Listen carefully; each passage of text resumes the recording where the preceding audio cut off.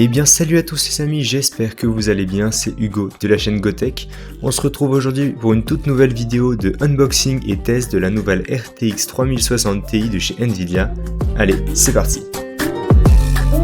Donc comme vous pouvez le voir sur la boîte de cette carte graphique, c'est la version TUF Gaming OC Edition, la version 3060 Ti, donc bien sûr 8Go en GDDR6. Elle embarque la nouvelle écriture Ampere Arch, le Ray Tracing et le DLSS 2.0.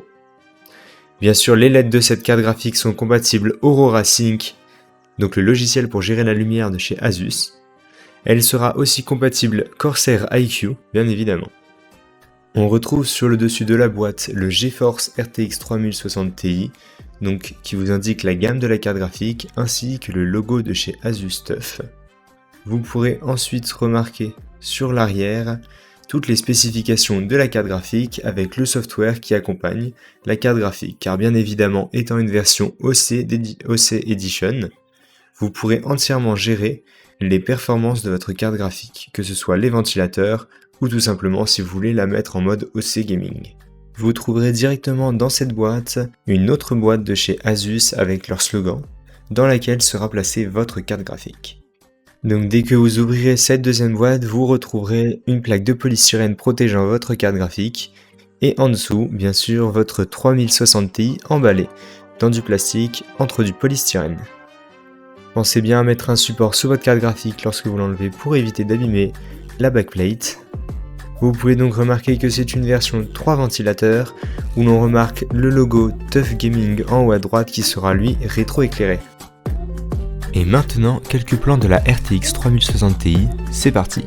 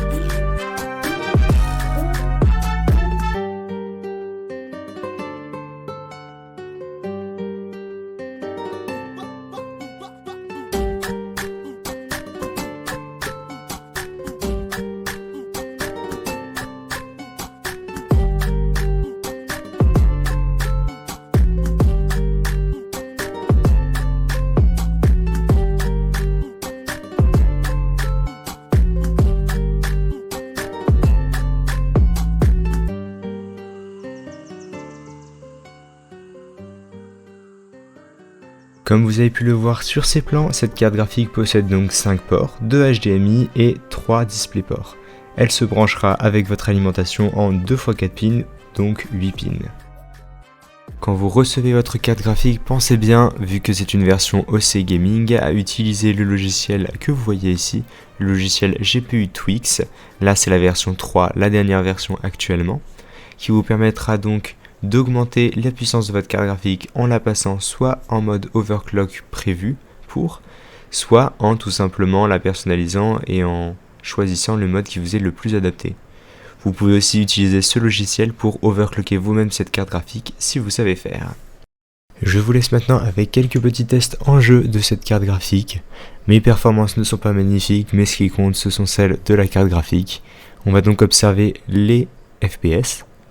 Il faut prendre en compte le fait que j'utilise le logiciel OBS qui me fait donc une perte de FPS minime mais tout de même présente.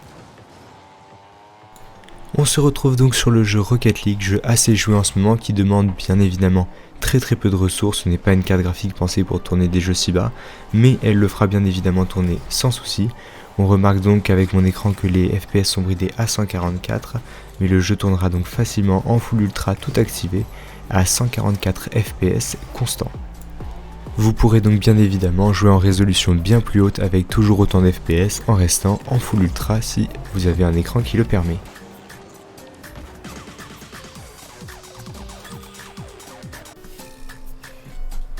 J'ai ensuite continué ce test en jeu sur GTA V, un jeu beaucoup joués en ce moment qui consomment pas mal, en commençant par le benchmark qui affiche, comme vous pouvez le voir, en moyenne au début 60 puis 70 à 80 fps, ce qui est pas trop mal pour une moyenne sur le benchmark, car bien sûr c'est l'équivalent d'un stress test, il fait monter au maximum les performances du PC.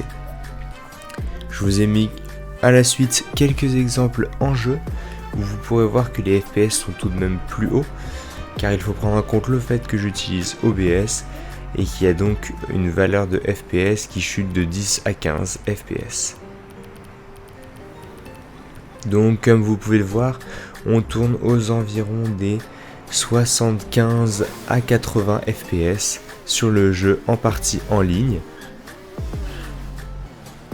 ce qui revient environ normalement à 90-95 FPS en moyenne.